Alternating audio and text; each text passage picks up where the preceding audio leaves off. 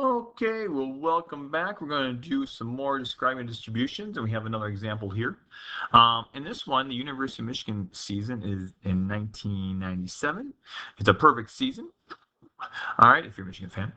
The dot plot shows the number of points scored by the U of M team in the 12 games that season. You can see that with the distribution right there. Okay. We're going to use the dot plot to create a stem plot of the distribution. All right, so that's the first thing. So what we have is right here. This is known as a dot plot. Now, familiar with that? Dot plots are used a lot when you have quantitative data. In this case, points scored, which is a quantitative variable. And what we're going to do is we're going to change this into a stem plot. A stem plot is another way of displaying quantitative variables.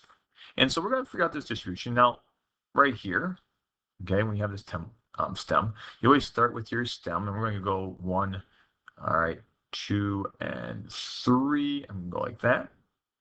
And we're just going to place these numbers here. So we're going to have our key, where if we had like 1, 1, that would represent number of points scored, right? So that would be 11 points scored. And that's what we're looking here, okay? All right, so that would be our key. All right, this is our key right there. And so with this, we're going to write our points distribution of points scored. In 12-game season. And so you can see we have 12 different points here. So we're going to first start out with the 1, and we have one value, which is 4. Okay, so we score 4 points there. Now we're going to 2, where we have 20 points, and then it appears we have a 1, so it'll be 21 points. And then you can see we have a 23, and a 23, and we have a 24, and then we have a 26, and then a 27, and a 28. All right, we have that right there. Other ones we have right here are 34, and then we have a 37, and then a 38. Okay, now in this, we have created our stem plot. And now sometimes stem plots are good instead of dot plots when you have a lot of data that is really spread out. And you can see right here, the data for a dot plot, this is very spread out.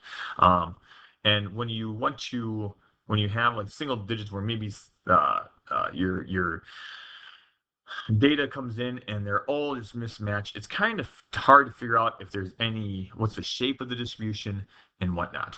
And so when you have really spread out data like this, it's sometimes good to combine it. We can use a histogram or a stem plot. That is sometimes good to use. So in this case, we use a stem plot. Now, the stem plot obviously shows us something because it shows us a shape. And it appears that from this shape, at least from our stem plot, is that it appears that the number of points scored in the 12-game season, all right, the distribution, I should say that, the distribution, okay, because we always want to add that, the distribution of points scored by U of M in the 12-game season was roughly symmetrical. Okay, you can say roughly symmetrical or symmetrical. That would be fine. All right, it appears roughly symmetrical right here. Now, are there any potential outliers? Why not? Well, right here, if you just look at the dot plot, you can maybe say maybe these points right here and here could be outliers. However, looking at our stem and leaf stem plot, it doesn't appear to be potential outliers. And so we're going to say there appears to be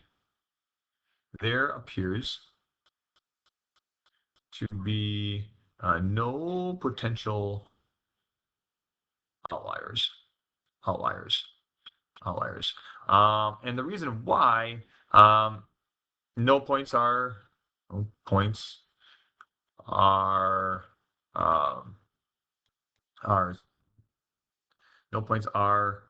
separated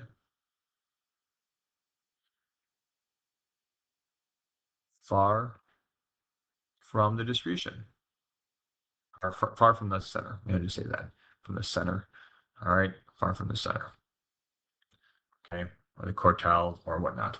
Okay, and so no points are separated far from the center, or yeah, I don't know, that far from the center.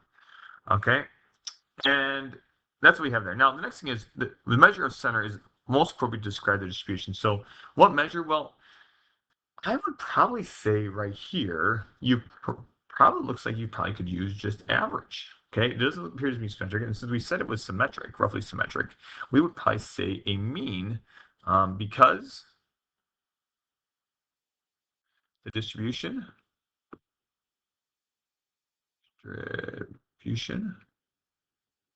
of points is roughly symmetric. Um, the center, the mean, I'm going to say this, the mean would be, the best measure for center, for the center, or measure of center. I'll put that, yeah, measure of center. Okay. And so, because the distribution of points is roughly symmetric, the mean would be the best measure of center, and that's the reason why. If it was skewed, then we would probably want to use median.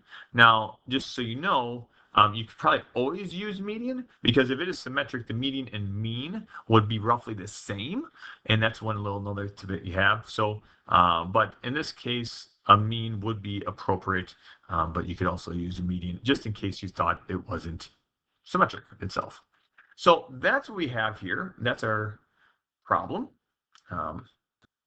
And hopefully this helps you out on how to describe distributions, how to create a stem plot, some differences between when you would use a stem plot and when you wouldn't use a dot plot. Also how you describe the shape of a distribution, identifying potential outliers, and also the measure of center, if that is appropriate as well. Okay. Well, good luck and God bless, and the rest of your problems.